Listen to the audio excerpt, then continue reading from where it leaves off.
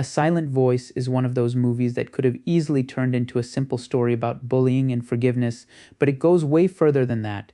For me, this movie is really about what happens when people carry pain for so long that they start believing they don't deserve to move forward. And I think that's why it hit me as hard as it did. Before I get into it, like and follow if you're into movie reviews where we actually talk about what worked, what didn't, and why a movie sticks with you.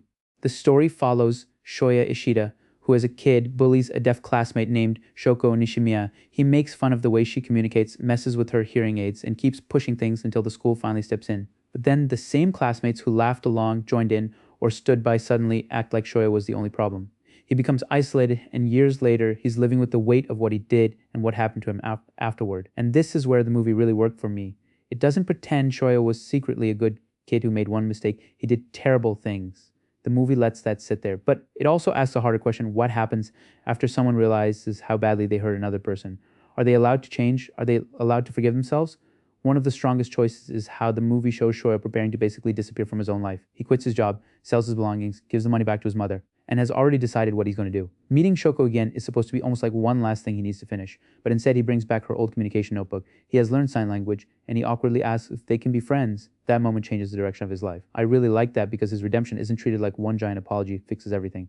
He keeps questioning whether he even has the right to see her. He looks for excuses to meet her again. He doesn't know what friendship is supposed to feel like. Even when Nagatsuka becomes his friend, Shoya literally asks what the definition of friendship is. That's such a small moment, but it tells you how broken his relationship with people has become. And Shoko is not written as some perfect victim whose only job is to forgive him. She has her own guilt, insecurity, and this awful habit of apologizing for simply existing. That's what makes the message work. Both of them are hurting in different ways, and both of them keep assuming everyone else would be happier without them. The amusement park section is a great example. On the surface, they're finally doing normal teenage stuff, and Shoya realizes this almost feels like having friends. But the old wounds are still there. Ueno still resents Shoko. Kawaii avoids her own part in what happened, and Shoya tries so hard to repair everyone that he ends up pushing people away again. That's something I respected about this movie.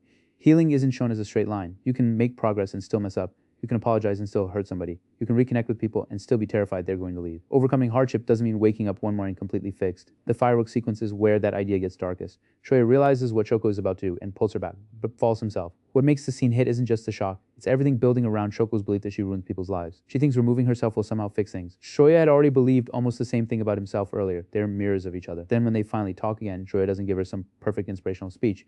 He admits he had also wanted to give up on life. He admits he still needs to apologize to people, and then he asks her to help him live. I love that because the movie isn't saying one person magically saves another. It's saying sometimes moving forward starts with admitting you can't do it completely alone. If this movie could have become painfully cheesy with this subject matter, there are so many opportunities to force emotion or act like forgiveness erases the past, but most of the time it doesn't. Some people never fully change. Some relationships stay messy. Ueno doesn't suddenly become Shoko's best friend. Shoya doesn't erase what he did as a kid. The damage still matters. And I think the final school festival completes the message. Shoya spends so much of the movie unable to look people in the face. He mentally blocks everyone out because he assumes they're judging him. By the end, he finally raises his head and lets himself actually see the people around him. That sounds simple, but after everything he went through, it feels huge. If I have one issue, it's that there are a lot of characters packed into the movie, and a few don't get as much room as I would have liked. Some of the group drama moves fast, but it didn't take much away from the emotional core for me.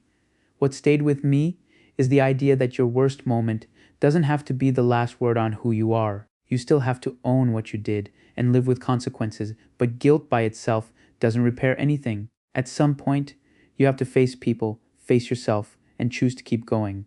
So yeah, I'm giving A Silent Voice a solid 8 out of 10. It's a great movie with a great message about overcoming the hardships of life, but more importantly, it understands that overcoming them doesn't mean forgetting the pain. It means learning how to live with it without letting it decide your entire future. Let me know what you thought of A Silent Voice, and if you've seen it, what moment stuck with you the most. And if you want more movie reviews like this, you already know what to do.